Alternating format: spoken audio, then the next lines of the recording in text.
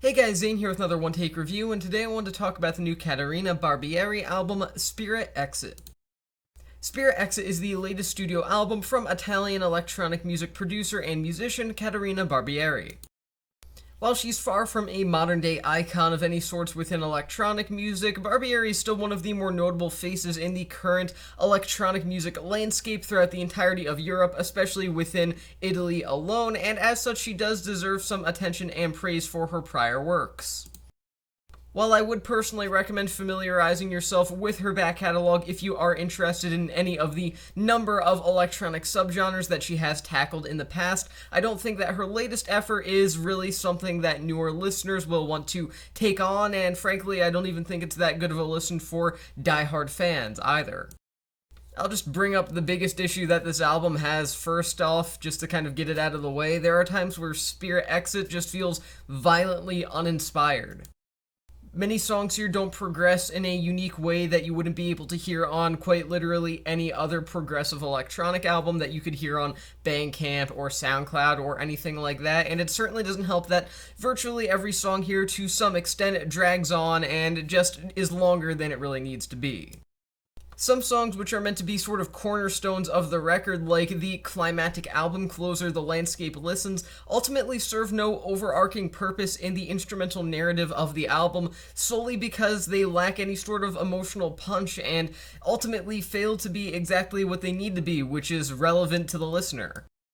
Meanwhile, some of the more ambient and space-like kind of moments are just very typical in nature, with a major lack of texture, and what little texture that they do manage to have often feels extraordinarily basic, and again, it's just something that you could hear virtually anywhere, and you would expect something better from an individual who has been highly praised as quite the excellent musician and composer. The few vocal lines and appearances that Spirit Exit does feature are not that great, but at the same time, I feel like the album could have definitely not only used an improvement on them, but also used more of them as well.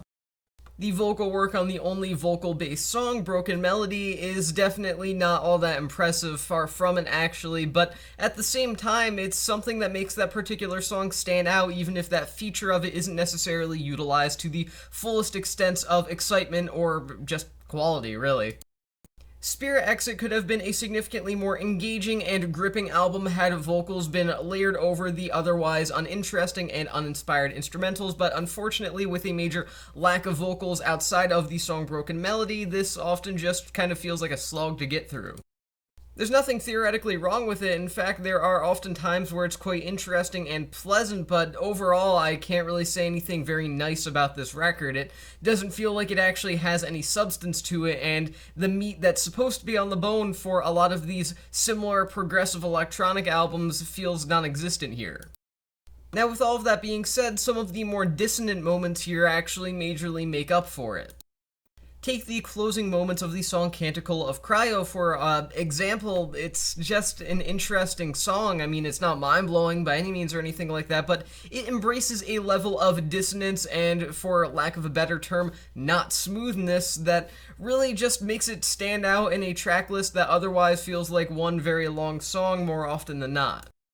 While I can't say this aspect of the record totally saves the album in terms of quality, I can at the very least say that it slightly makes up for any musical meandering, which is unfortunately something very powerful throughout the entirety of this listening experience, and really detracts from any sort of emotional connection that there otherwise would be. And that brings me to my final point. There is virtually no emotional connection here, even if the work here that is being presented to the listener is done well. If I were just looking at Spirit Exit from a compositional standpoint, I would really have nothing bad to say. In fact, I would really have nothing to say at all, as while the compositions aren't mind-blowingly impressive or at least super technical and analytical from that standpoint, they are decent. They're not bad by any means, and it feels very professionally done, albeit in a very uninteresting and boring way. Those aforementioned moments of dissonance or slightly not normalcy, basically, are the only moments on the record that ever feel truly remarkable overall. But again, those compositions are fine. Where the record truly lacks is in that listener-to-artist connection. It truly has no connection.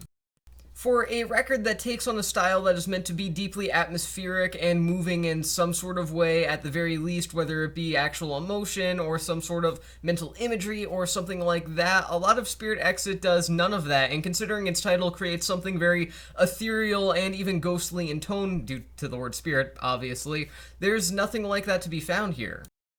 All that the listener is left with are spacey aesthetics that have been done time and time again by countless other musicians, not only within progressive electronic music, but just in electronic music in general, and even a variety of other genres, but to a much more unique, interesting, and overall emotional extent. So overall, while it certainly isn't poorly made, Spirit Exit isn't all that interesting either. I'm going to give this album 3 stars out of 5. My one take on this album is that Caterina Barbieri's work on Spirit Exit is largely emotionless and cliche, though the few moments of interesting passages or dissonance do make it a worthwhile listen for major fans of this particular brand of electronic music. So again, 3 stars out of 5, and with that being said, that's the end of this review, and I'll see you guys in the next one.